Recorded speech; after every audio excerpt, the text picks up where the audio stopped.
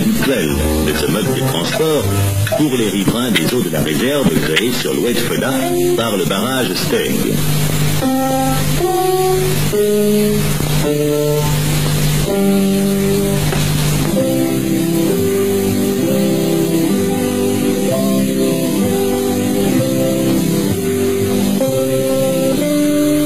Plus de 200 millions de mètres cubes d'eau étaient à l'origine emmagasinés par cet ouvrage, dont le couronnement, aujourd'hui impraticable en raison des travaux importants, fait le...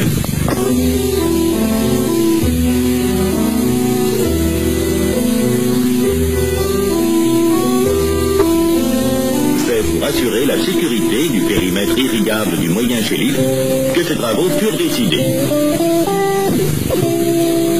Établi dans la gorge étroite creusée par l'ouest Foda, le barrage est du type poids platique. L'évacuation des eaux en surface est assurée par un déversoir rive gauche et une vanne rive droite, l'ensemble pouvant débiter 1100 mètres cubes seconde. Installée dans la galerie de dérivation rive gauche, la vanne de vidange avait été immobilisée peu après sa mise en service à la suite d'un accident. Une seule voie de sortie subsistait, la galerie de plutôt d'irrigation. Un accident susceptible de ruiner une région de culture qui doit toute leur richesse à l'irrigation ne correspond nullement à une menace chimérique.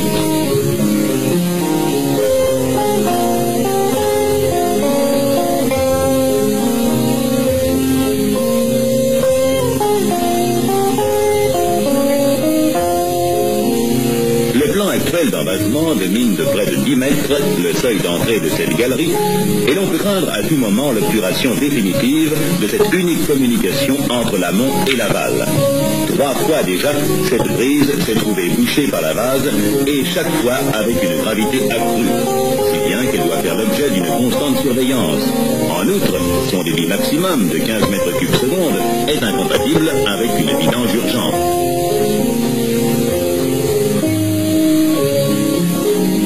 Indépendamment de ces motifs, les travaux se seraient justifiés par la seule nécessité d'une lutte efficace contre la sédimentation de la cuvette qui dépasse largement les prévisions et se poursuit à un rythme accéléré. Le niveau du plan de base s'élève en moyenne de 1 mètre par an. L'érosion du bassin versant est extrêmement importante et le volume des apports solides atteint annuellement 2 400 000 mètres cubes, soit près de 3% des apports liquides moyens, ce qui est comparable au fleuve Jaune et au Colorado.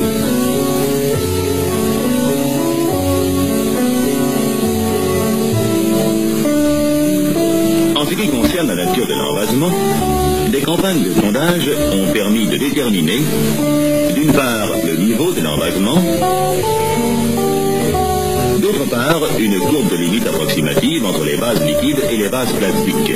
Les densités apparentes croissent en profondeur de 1,40 à 1,60 et 70. Les méthodes préventives de lutte contre la sédimentation, telles que le reboisement et la défense de sol des bassins versants, ne peuvent avoir d'effet rapide. Elles doivent être de toute manière conjuguées avec des méthodes curatives, aucune méthode ne possédant une efficacité totale.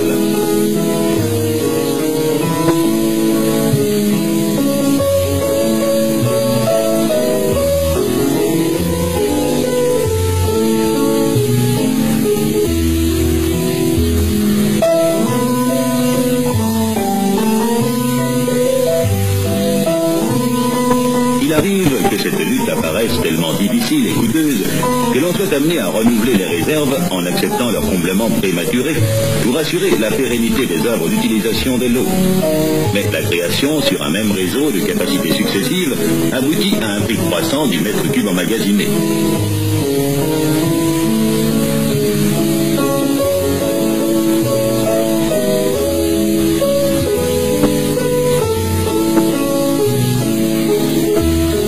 Les barrages vides, qui représentent la plus ancienne des méthodes de dévasement, connue sous le nom de méthode espagnole, ne peuvent être appliquées qu'aux réserves saisonnières.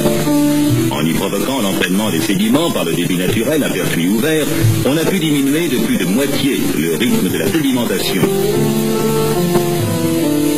Enfin, les dragages peuvent permettre d'entretenir, dans des conditions de prix de revient acceptables, certaines retenues de moyenne importance. Pour les réserves interannuelles, il ne peut être question de vidanger la cuvette en dehors des raisons de sécurité.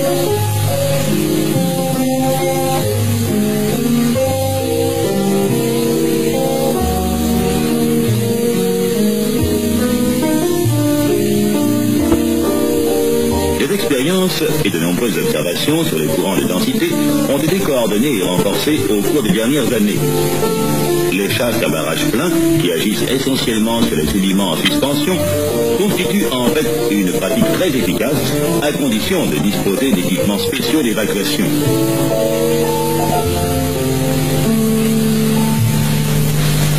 Dispositif qu'il convenait de réaliser au barrage Steg sous la forme de 5 orifices.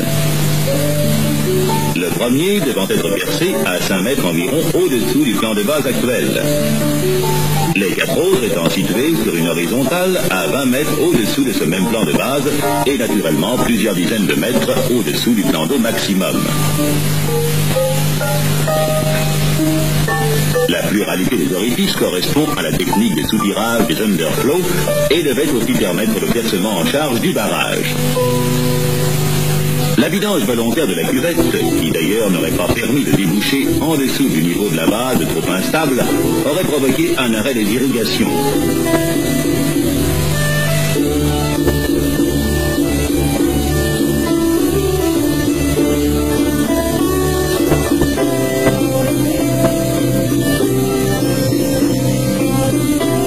Cette interruption ne pouvait être envisagée dans le périmètre du moyen chélif sans conséquences graves pour les cultures.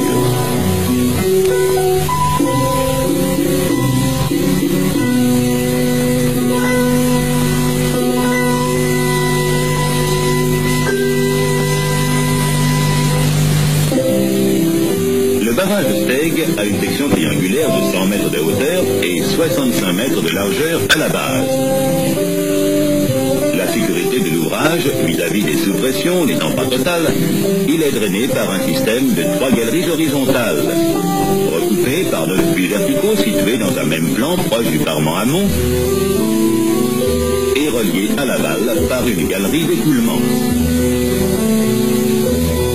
Le massif en béton a été coulé par blocs de 19 mètres de largeur séparés par des joints de contraction dont les plans passent par les puits de drainage.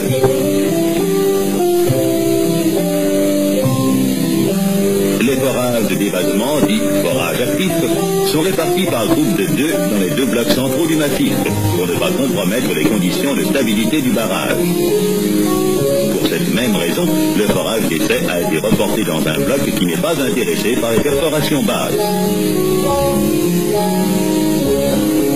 Pour ce forage d'essai, une niche préalable avait été percée dans le parement aval du barrage.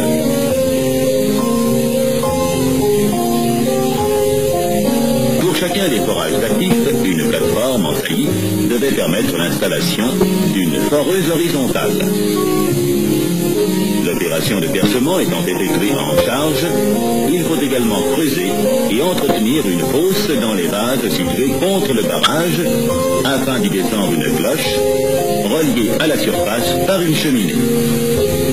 Cette cloche, appliquée contre le parement amont, forme une chambre de travail étanche. Pour descendre la cloche et sa cheminée, et pour de nombreuses autres manutentions, un bardeur devait être installé sur le couronnement du barrage. Parmi l'important matériel mis en œuvre, l'organe actif est représenté par la perforatrice. Il s'agit d'une sondeuse longueur, conçue pour le forage de trous horizontaux ou peu inclinés sur l'horizontale.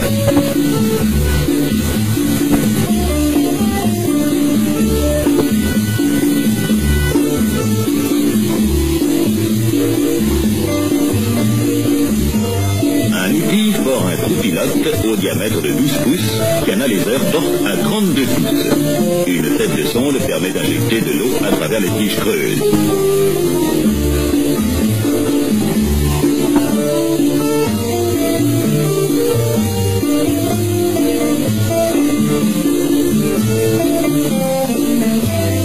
Le train de tige est entraîné par un diesel de 120 chevaux. Un moteur à essence de 20 chevaux actionne séparément la pompe d'injection d'eau.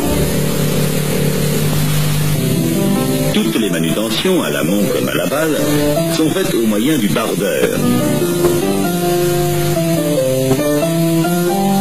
Il peut circuler sur le couronnement de l'ouvrage grâce à un chemin de roulement spécial.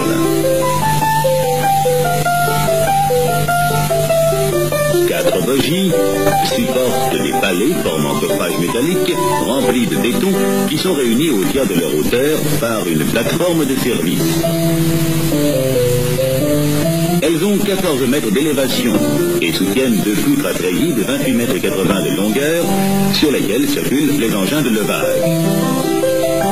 Les engins se composent principalement d'un chariot équipé d'un treuil de 100 tonnes en fonctionnement normal, d'un chariot amont avec un treuil de 20 tonnes, d'un chariot aval muni d'un treuil de 30 tonnes.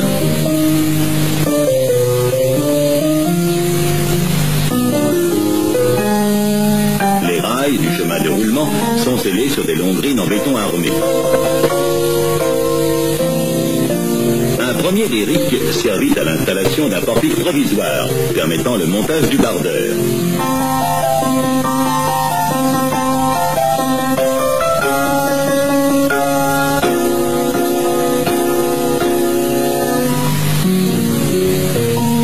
Des plateformes également provisoires, soutenues par des consoles scellées dans les parements du barrage, supportent les 4 pieds extérieurs du portique.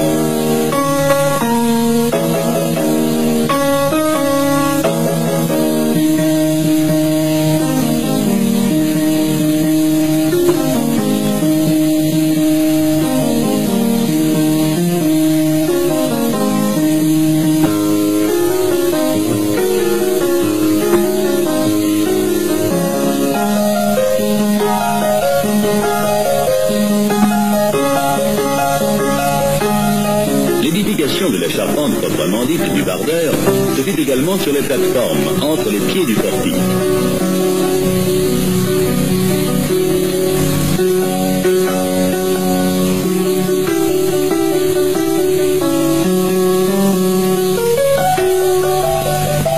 Les éléments composant les palets sont alors assemblés sur le couronnement.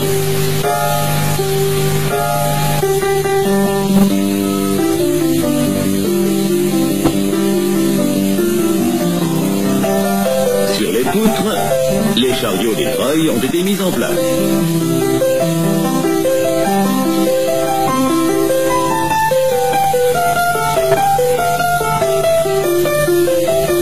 Le remplissage intérieur des palets est effectué avec un béton de très forte densité, à base d'agrégats de barite provenant des mines de Loire-Sonis.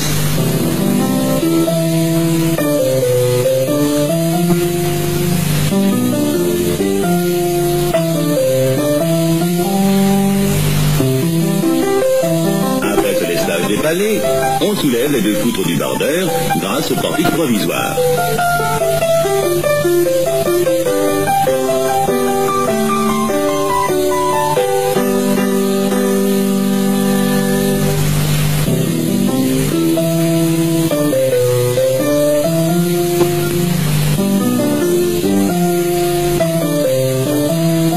La lente ascension se poursuit durant 6 heures.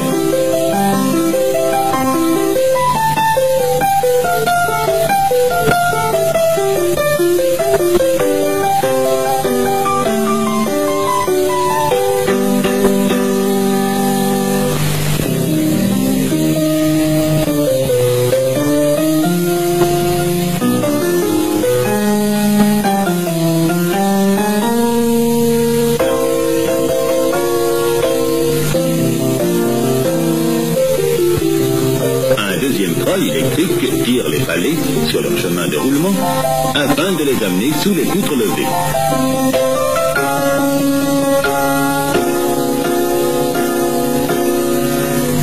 Les 4 bogies se composent de 16 galets. Il a d'ailleurs été prévu un système de contre-guidage qui donne une sécurité complète contre le renversement sous les effets combinés des charges, du vent et des accélérations d'origine sismique.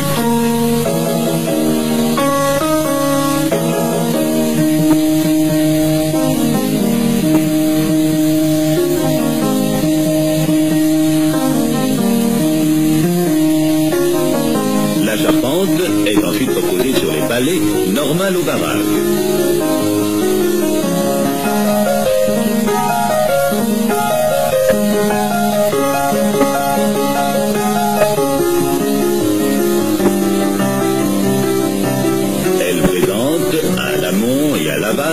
Les porte-à-faux nécessaires à l'exécution de diverses opérations pour lesquelles le bardeur est prévu.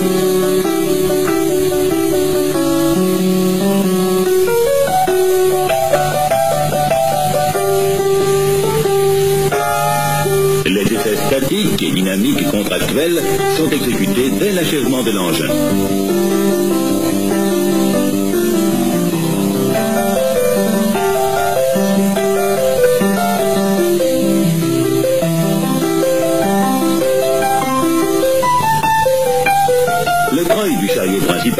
Qui doit supporter normalement 100 tonnes, est en réalité susceptible d'un effort exceptionnel de 150 tonnes.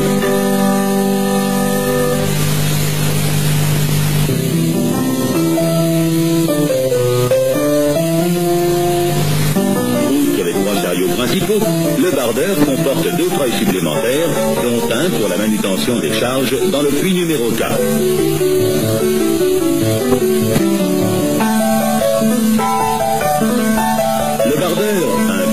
De la crête du barrage, des charges concentrées dépassant 300 tonnes, génératrices de fatigue de traction, qu'il a fallu compenser par la mise en place de tirants de pré-contrainte dans la partie supérieure de l'ouvrage.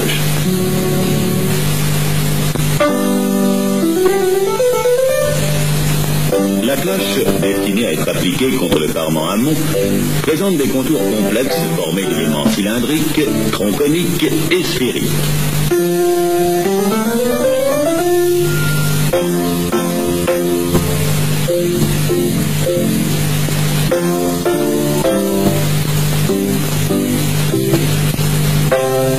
Les tôles d'acier formant le coffrage perdu, dans lequel sera coulé le béton fortement armé de la paroi, ont été complètement assemblées à l'usine Campenon-Bernard d'Oued-Foda. Il était donc nécessaire de transporter ce coffrage d'une seule pièce de l'usine jusqu'au barrage. Le parcours prévu étant accidenté, il fut soigneusement fixé par soudure sur la remorque porte-char qui devait le transporter.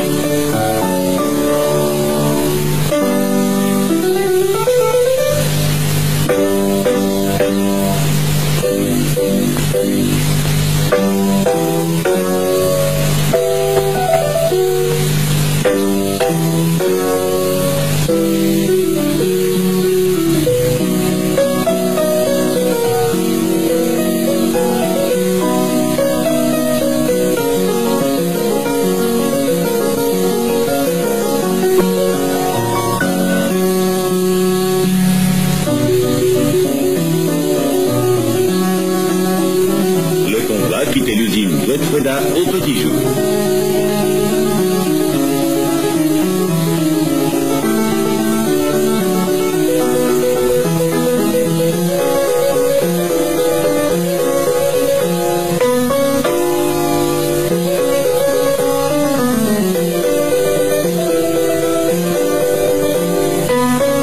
Le parapet d'un pont constituait le premier obstacle à surmonter au sens propre du mot.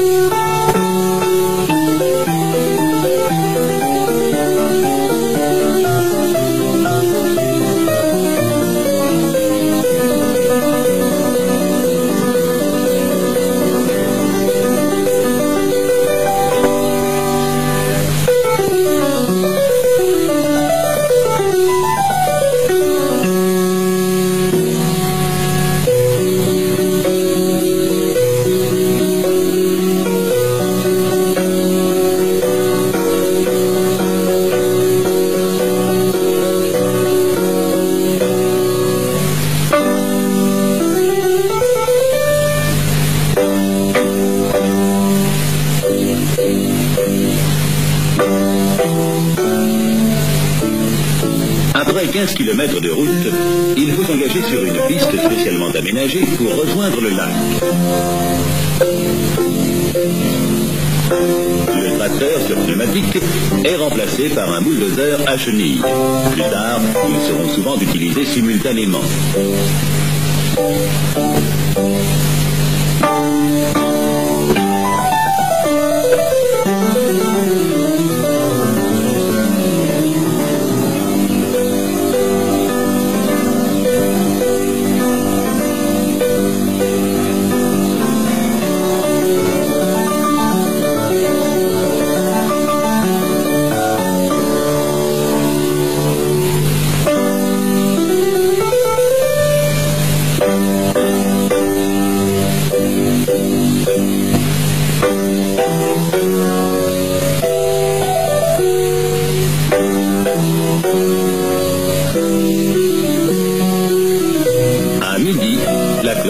Était en vue du lac. On devait alors rectifier le trajet prévu dans la déclivité restant à parcourir.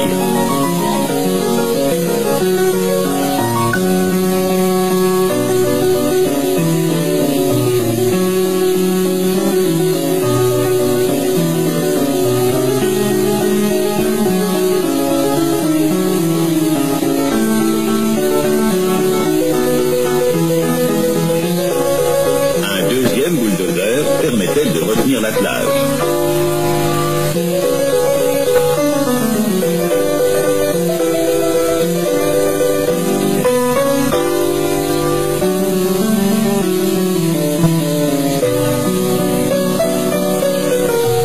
Le soir, la cloche était sur la rive du lac et dès le matin du lendemain, on procédait par étapes à son transfert sur le chaland qui devait le prendre en charge pour effectuer la dernière partie du voyage.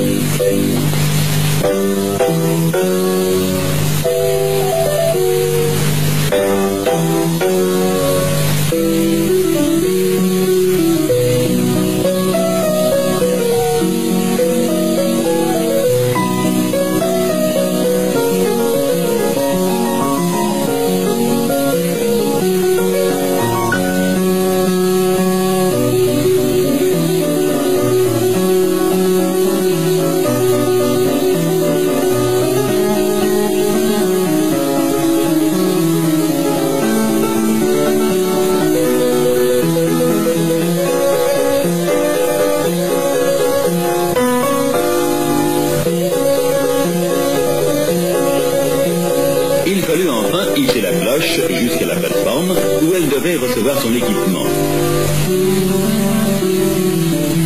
Cette ascension nous permet de voir la forme intérieure en calotte sphérique et la section annulaire qui sera ultérieurement en contact avec le parement. La chambre de travail, formée par cette calotte sphérique, mesure 3,80 m de diamètre et 2,15 m de profondeur.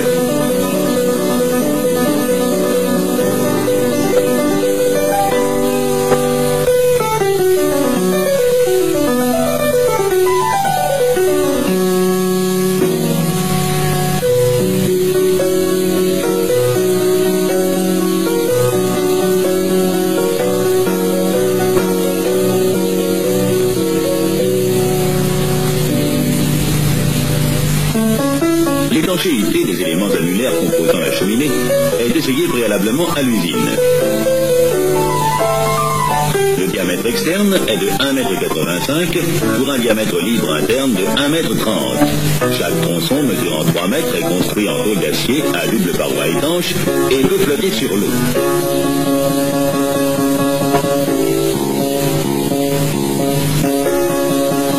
La liaison entre la cheminée et la cloche est réalisée par un joint souple inspiré du joint gibot dont les mouvements sont contrôlables. Des essais préliminaires ont également été effectués en usine.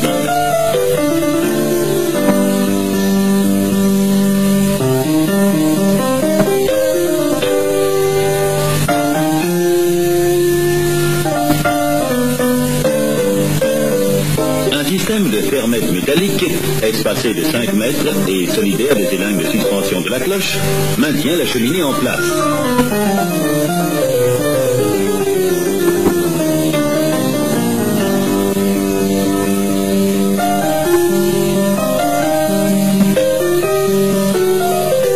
Les tronçons sont réunis par des joints boulonnés à étanchéité de caoutchouc.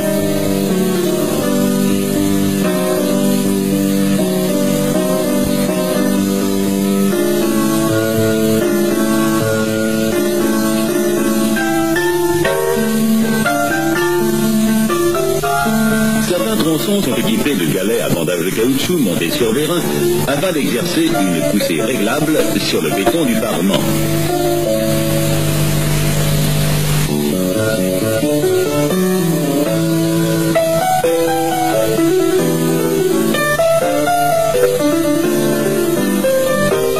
Les élingues doivent être dimensionnées pour supporter la cloche qui pèse hors d'eau 90 tonnes et la cheminée 1,5 tonne au mètre linéaire.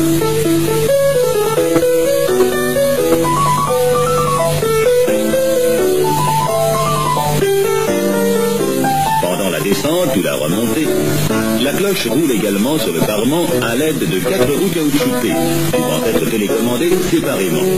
L'orientation se fait par couple. Elles s'effaceront lorsque la cloche se trouvera dans l'axe de la perforation.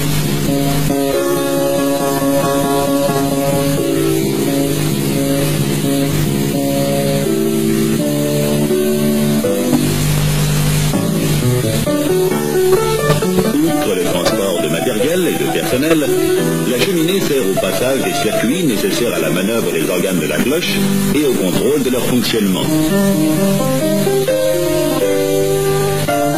Afin d'obtenir le maximum de sécurité, c'est la formule mixte électro-hydraulique qui a été retenue pour les commandes et contrôles à distance extrêmement complexes des fonctions diverses de la cloche. Réglage et orientation des roues, fonctionnement des vérins d'arrachage qui permettent de décoller la cloche du parement, fonctionnement des circuits de décolmatage qui facilitent la pénétration dans la base, contrôle des palpeurs, véritables antennes précisant la position exacte de la cloche par rapport à la paroi. Enfin, température de la couronne étanche de glace créée par un serpentin réfrigéré dans l'anneau circulaire de contact avec le parement et qui constitue une solution parfaitement originale du joint d'étanchéité devant permettre la vidance du dispositif amont de perforation.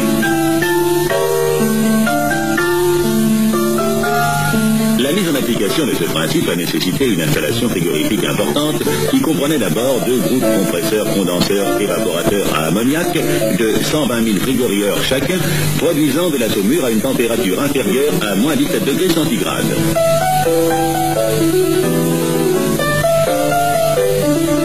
Les premiers essais effectués au cours de l'année 1958 devaient prouver que l'ensemble des équipements de la cloche fonctionnait parfaitement, mais que compte tenu des fuites de froid très élevées dans les circuits de saumure aériens ou immergés, il était nécessaire de renforcer sensiblement la puissance frigorifique.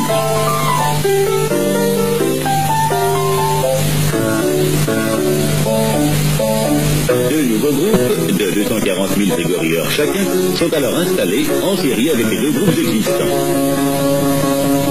L'ensemble forme 2 étages de refroidissement et permet de porter le nouveau transmetteur de froid, un mélange de méthanol et d'eau, à moins 40 degrés centigrades.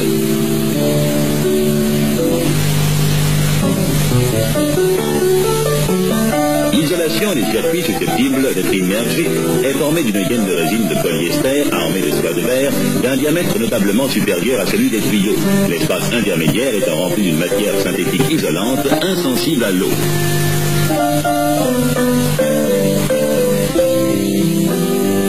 Pour creuser les fosses correspondant au forage actif, un terrassement de 20 mètres d'épaisseur doit être exécuté, souvent sous 40 mètres d'eau, dans des vases dont la cohésion atteint parfois 200 grammes au centimètre carré. C'est l'engin le plus classique de terrassement sous l'eau, la benne preneuse, qui a été retenue à la suite de diverses expériences, parmi lesquelles celle d'un émulseur à air comprimé, intéressant pour les vases fluides, mais qui convient mal aux vases cohérents.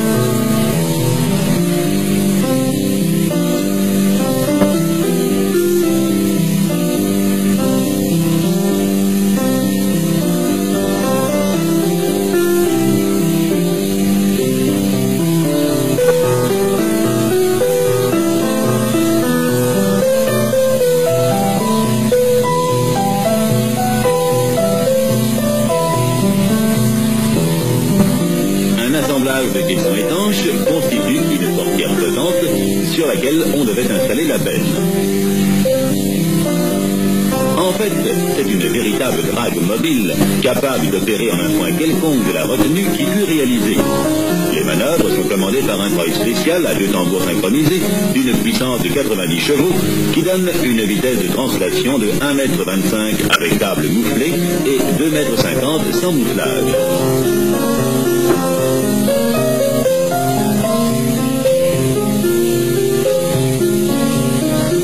La benne a une capacité de 1350 litres, de type normal pour matériaux fins, mais présentant 3 dents par coquille, afin de permettre le piochage préalable des vases durs.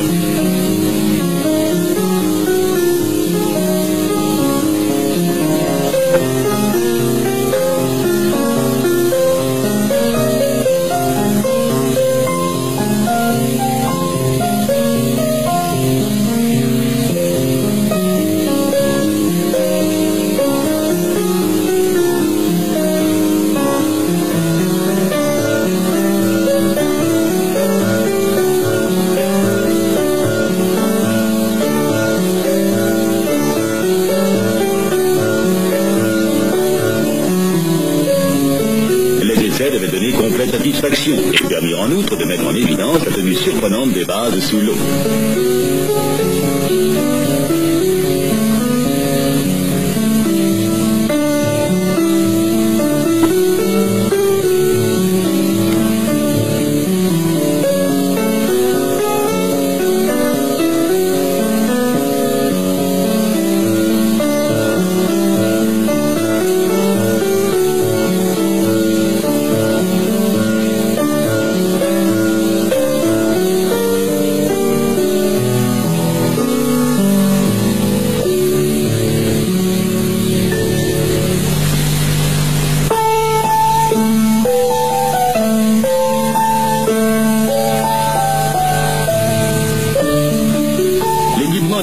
Des forages comprend d'amont en aval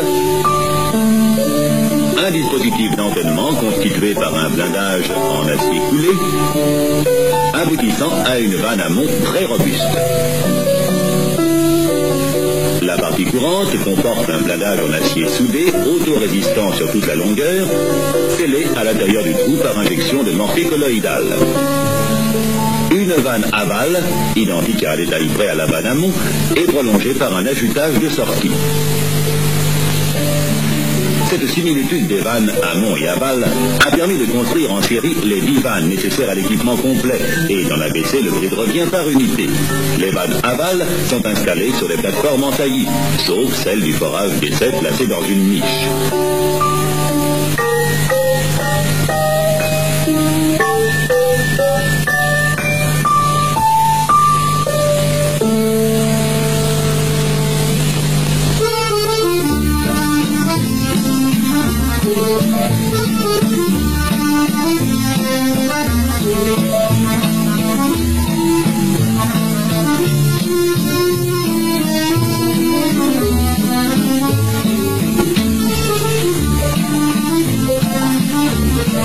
C'est au bord de la Sambre, loin du soleil d'Algérie, ont été fabriqués le portique, le bardeur et tous les équipements hydrauliques des forages dans les forges et ateliers de construction électrique de Jeumont.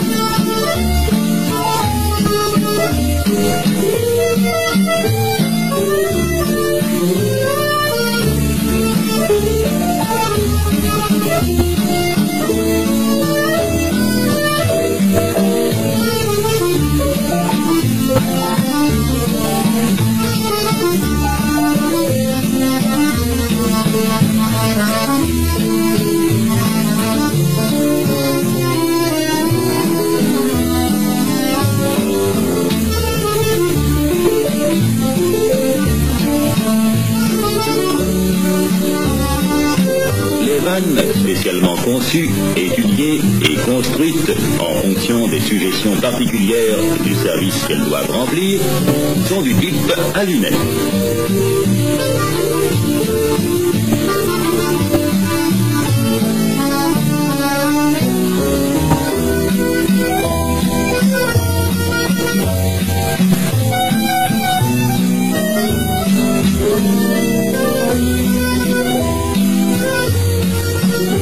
Chacune est actionnée par un servomoteur développant une force normale de 160 tonnes, pouvant être portée en cas de nécessité à 225 tonnes, sans risque de détérioration des pièces mécaniques.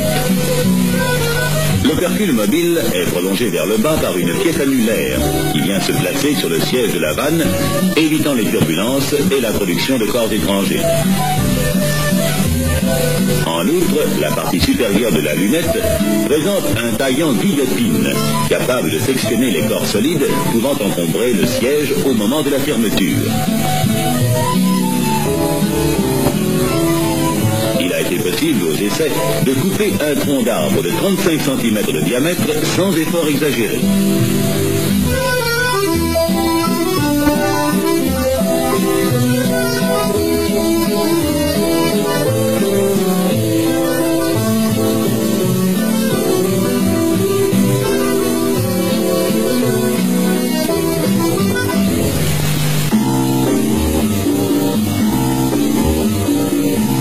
Lorsque l'équipement d'un coup est réalisé, le blindage scellé et les vannes mises en place, il devient possible d'exécuter le percement proprement dit du parement amont.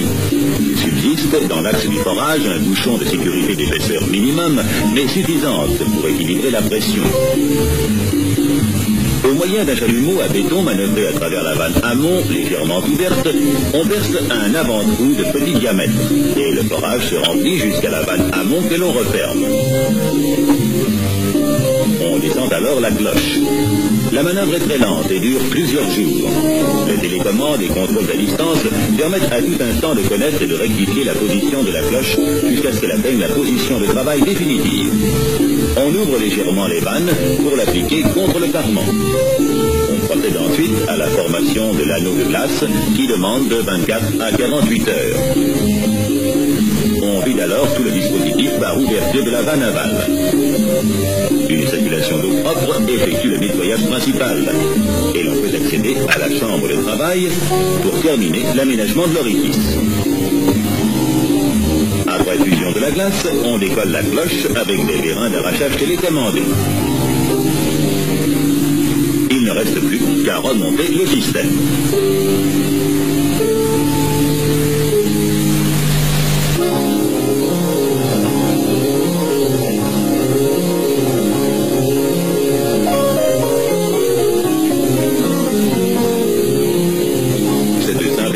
Fait évidemment abstraction des tâtonnements, des difficultés ou des incidents imprévus qui peuvent se présenter dans l'exécution pratique.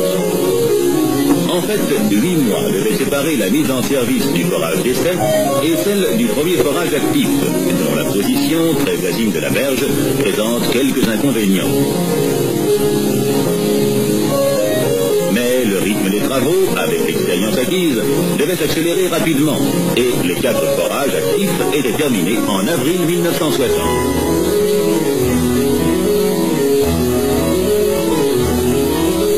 Évidemment, dès qu'un orifice est terminé, on ouvre les vannes pour en vérifier le fonctionnement et observer les résultats obtenus qui sont pour le moins assez étonnants. Ce que l'on voit sortir d'un trou n'est pas un liquide entraînant de la base, mais une matière solide plastique de densité égale ou supérieure à 1,5, dont la teneur en eau dépasse à peine celle qui correspond à la limite de liquidité, et qui s'écoule péniblement comme une lave dans le lit de l'oued. Ce qui permet de penser que le deuxième objectif recherché, c'est-à-dire la réduction de l'envasement, pourra lui aussi être atteint.